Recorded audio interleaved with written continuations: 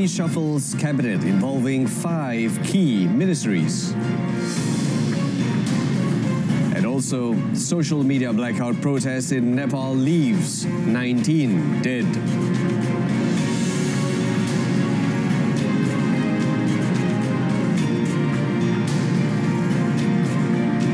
Good afternoon and salam Malaysia Madani. I'm Brendan Lepal. Indonesian President Prabowo Subianto carried out a cabinet reshuffle involving 5 key ministries. This including the Finance Ministry and the Coordinating Ministry for Political, Legal and Security Affairs. The changes also covered the Protection of Migrant Workers Ministry, Cooperatives Ministry and the Youth and Sports Ministry. The reshuffle saw Chairman of the Board of Commissioners of the Indonesia Deposit Insurance Corporation, Purbaya Yudi Sadewa, appointed as Finance Minister, replacing Sri Mulyani Indrawati. Mukhtaruddin was named the new Protection of Migrant Workers Minister, succeeding Abdul Kadir, while Ferry Juliantono replaced Budi Ari Setiadi at the Cooperatives Ministry. Prabowo also named Muhammad Irfan Yusof as the first minister to lead the newly established Hajj and Umrah Ministry, with Dhanil Anzar as his deputy. The announcement came after 2 weeks of protests and unrests across the country, which have included calls for a fairer taxation system. Norway's left-wing bloc, led by Prime Minister Jonas Gahr Støre, won Monday's legislative elections, which also saw a record surge in support for the anti-immigration Progress Party. In power since 2021, Støre is expected to continue to head a minority Labour government, backed up by the other 4 left-wing parties. Kjære alle sammen, dere, vi satt oss et mål ved dette valget, og det var å vinne gjenvalg og en fortsatt Arbeiderpartiregjering. Vi skal styre landets økonomi trygt og ansvarlig, så folks økonomi i hverdagen trygg og folk får bedre råd. The election campaign in the wealthy nation of 5.6 million people had centered largely on domestic issues, but was also influenced by geopolitics. Norway's 5-party left-wing bloc won a narrow majority of 87 of the 169 seats in parliament, compared to 82 for the right-wing bloc. The election also saw a record surge in support for the anti-immigration, anti-establishment Progress Party, which doubled its score from the 2021 election. Boosted by younger voters, in particular men, it became the leading opposition force with some 24% of votes, overtaking former Prime Minister Anna Solberg's Conservative Party. Støre, 65, will remain heavily reliant on his smaller allies, however, to pass major legislation such as fiscal budgets. To get their backing, he will likely face tough discussions over issues such as tax hikes for the wealthy, future oil exploration, and divestments by Norway's $2 trillion in sovereign wealth fund from Israeli companies. Britain's Prime Minister Keir Starmer met with Palestinian President Mahmoud Abbas at Downing Street on Monday. The meeting comes as Britain, alongside France, Canada, Australia and Belgium, plans to recognize a Palestinian state at the United Nations General Assembly this month. The move is designed to put pressure on Israel to end its assaults on Gaza and curtail the building of new Jewish settlements in the occupied West Bank. However, London could halt the process if Israel eases the humanitarian crisis in war-shattered Gaza and commits to a long-term peace process. The leaders discussed the need for an urgent solution to end the horrific suffering and famine in Gaza and the release of hostages held by Hamas. Washington said last month it would not allow Abbas and Palestinian officials to travel to New York for the United Nations General Assembly. Several countries, including Britain and France, have announced they intend to recognize a Palestinian state at the United Nations later this month. Starmer's government said it will take the step if Israel fails to agree to a ceasefire in the devastating Gaza war. Israeli Prime Minister Benjamin Netanyahu told residents of Gaza City on Monday to evacuate as the military ramped up its deadly assaults on the Palestinian territory's largest urban center. Israel has been intensifying its bombardment of the city in preparation for an operation to conquer it, despite repeated entreaties from Western nations and aid agencies to stop. Israel's defense minister, Israel Katz, had told Hamas early on Monday to lay down its arms or face annihilation. On Monday, Israeli forces targeted a fourth high-rise building in Gaza City in as many days.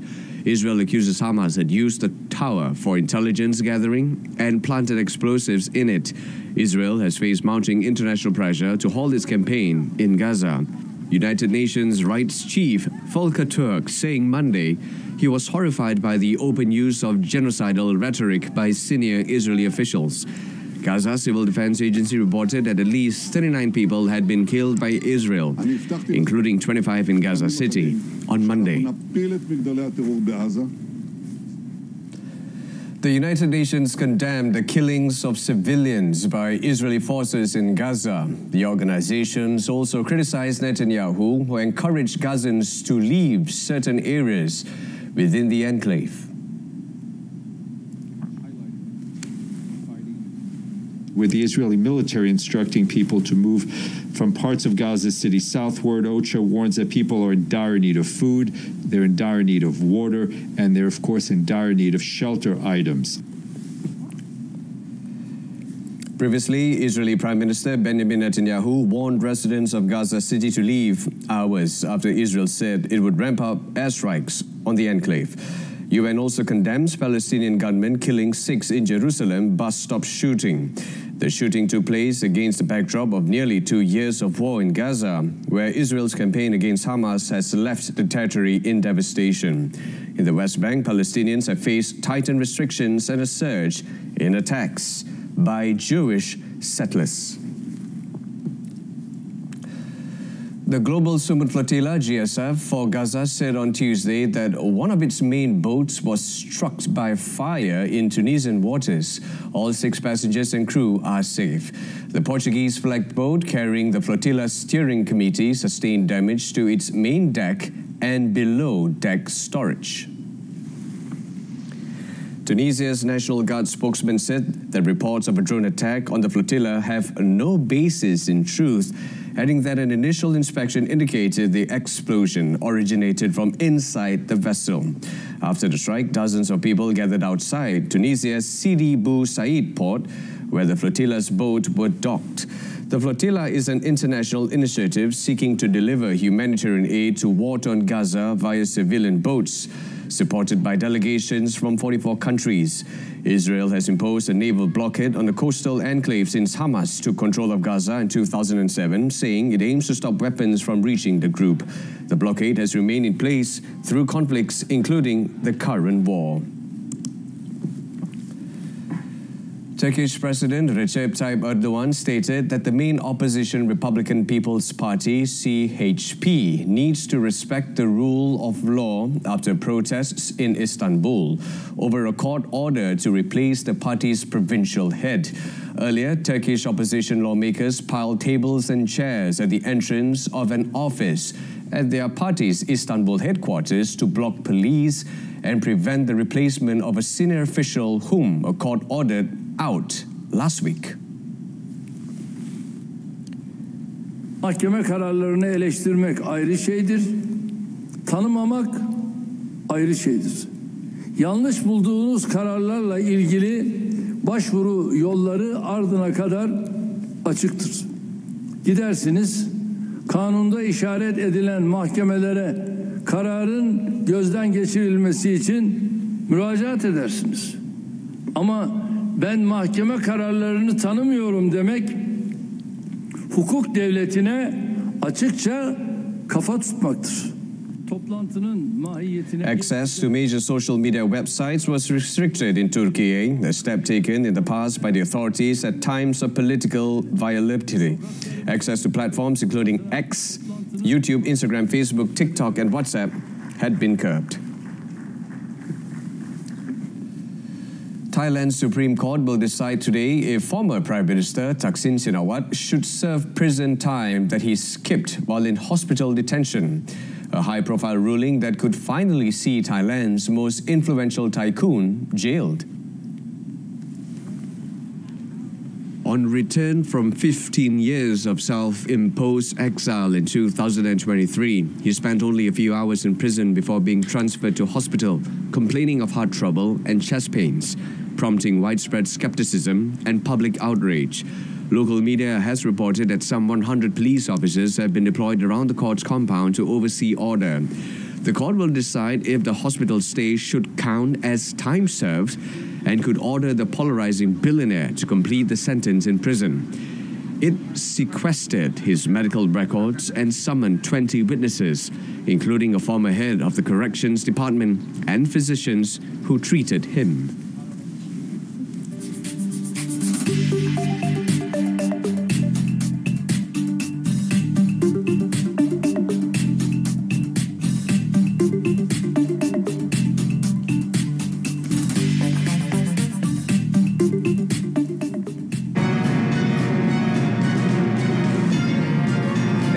At least 10 killed when train hit double-decker bus. Stay with us.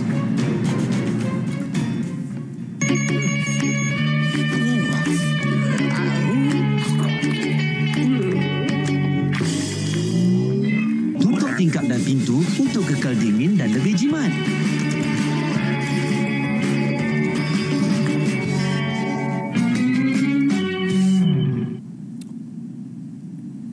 At least 19 people have been killed and dozens injured in Nepal after demonstrations against political corruption and a government social media ban led to clashes between protesters and security forces.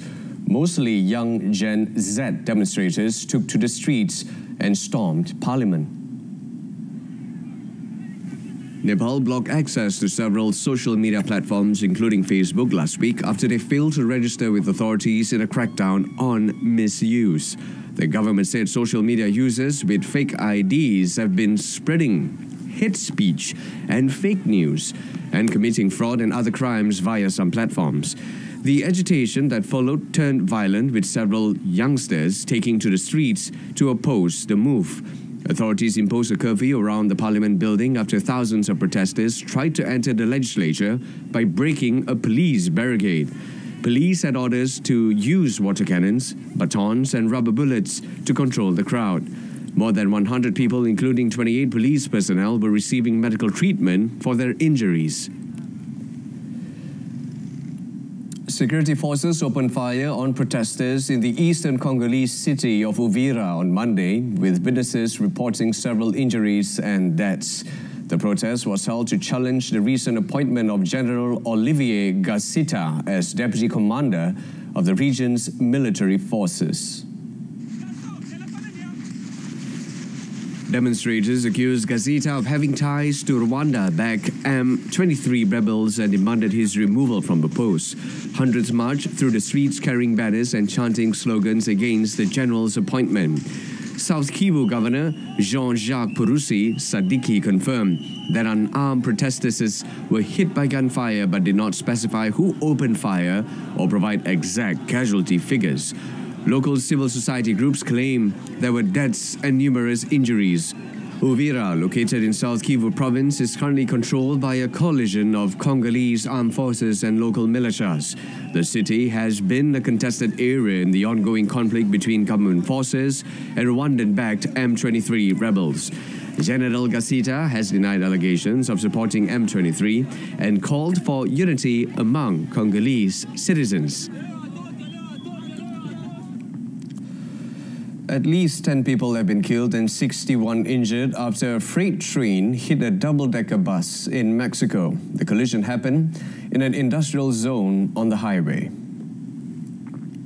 The State of Mexico's Attorney General's office said that 7 of those killed were women and 3 were men.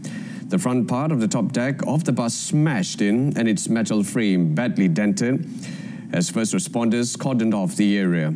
The circumstances surrounding the crash were not immediately clear, although a video circulating online showed the bus inching across the train tracks as it waited in traffic. The police, firefighters and the army were dispatched to the crash site to remove the remains of the bus. Terminal 4 at London's Heathrow Airport reopened after travellers were evacuated for several hours as emergency services investigated a possible hazardous materials incident. Emergency services have now confirmed that Terminal 4 is safe to reopen. Europe's busiest airport has issued an apology for the disruption and is committed to making sure all flights depart as scheduled. The British airport's Terminal 4, serving both European and long-haul routes, was shut temporarily on Monday evening as specialist crews from the brigade were deployed to carry out an assessment. The fire brigade said that around 20 people had been assessed on scene by paramedics. The nature of the incident has not been disclosed. Other terminals had been operating as normal through the incident. In other news, during a virtual BRICS summit in Beijing, Chinese President Xi Jinping urged the BRICS nations to come together to support multilateralism and the global trading system. He said that this is to protect global fairness and justice. She added that BRICS countries should uphold openness and win-win cooperation to safeguard the international economic and trade order.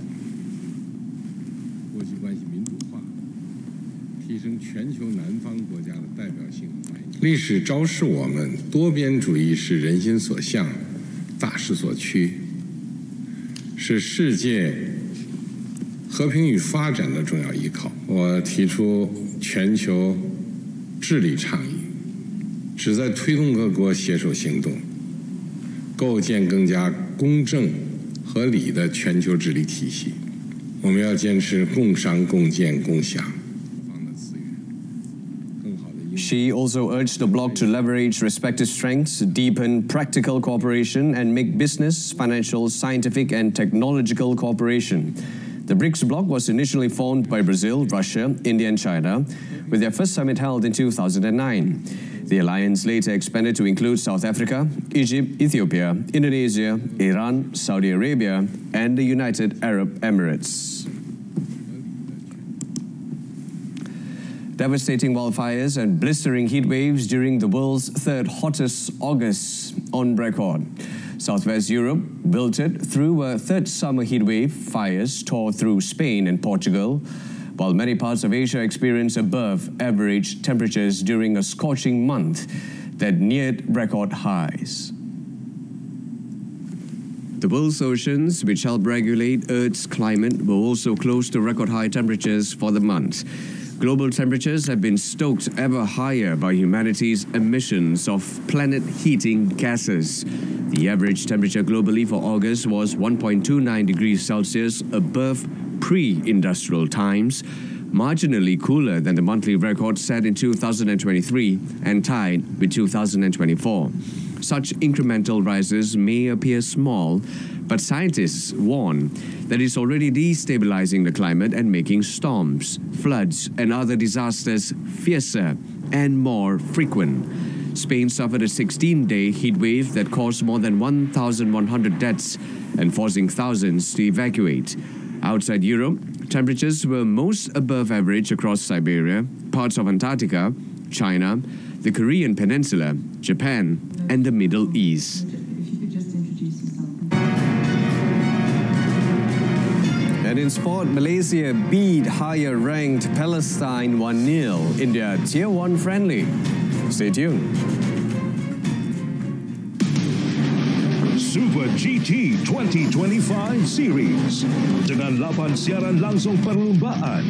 Pusingan 1, 13 April dibawakan dari Litar Okayama International Circuit. Pusingan 2, 4 Mei dibawakan dari Litar Fuji Speedway. Pusingan 3, 28 Jun dibawakan dari Litar Sepang. Pusingan 4, 3 Ogos. Pusingan 5, 24 Ogos dibawakan dari Litar Fuji Speedway. Pusingan 6, 21 September dibawakan dari Litar Sportsland Sugo. Tungau Pusingan 7 19 Oktober dibawakan dari Litar Autopolis, dan Pusingan 8 2 November dibawakan dari Litar Mobility Resort Montegi di saluran Sukan RTM, juga secara penstreaman langsung di RTM Click.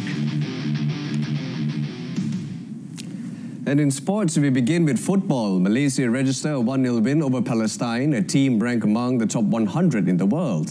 In a Tier 1 international match at the Sultan Ibrahim Stadium last night, the only goal of the match was scored by striker Joao Figueiredo. Figueiredo converted a low cross from Quantin Chang on the right side as early as the 3rd minute for the win. A golden opportunity came again for Figueiredo, but his close-range attempt was denied by Palestine goalkeeper Rami Haman. Arif Aiman Mohammad Hanafi also had his shot deflected by Rami. Palestine, the 98th ranked team in the world, had a chance to equalize in the second half at a time, but a free kick from Wissam Abu Ali only rattled the goalposts. The victory saw the national team, who are ranked 125th, continue their unbeaten record under the guidance of head coach Peter Klimowski, as he guided Malaysia to 3 wins and 1 draw since his appointment. Meanwhile, Klimowski praised the commitment showed by his men during the match and training session. He said fiery fighting spirit and discipline were the keys to their win against higher-ranked Palestine. Preparation of the players I'm so proud of. We had a short turnaround this window, which was a different challenge for us. But I can't speak highly enough of the players' attitude and commitment to each other out on the pitch. Palestine head coach Ihab Abu Jazar denied the absence of main players was behind the defeat. Ihab said Malaysia definitely has its own unique and quality style, giving fierce competition to his squad.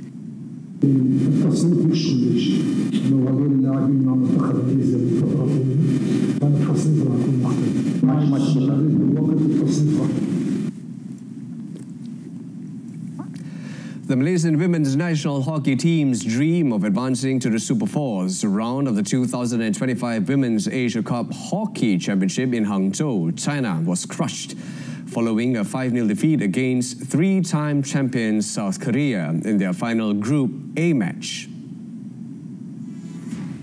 Son Yun-bi played a pivotal role in South Korea team, where she scored 2 field goals within 3 minutes to help a team secure a slot in the Super Fours round. Earlier, the team coached by Kim Yun opened the scoring with a penalty corner by Kim Yun-ji in the 12th minute.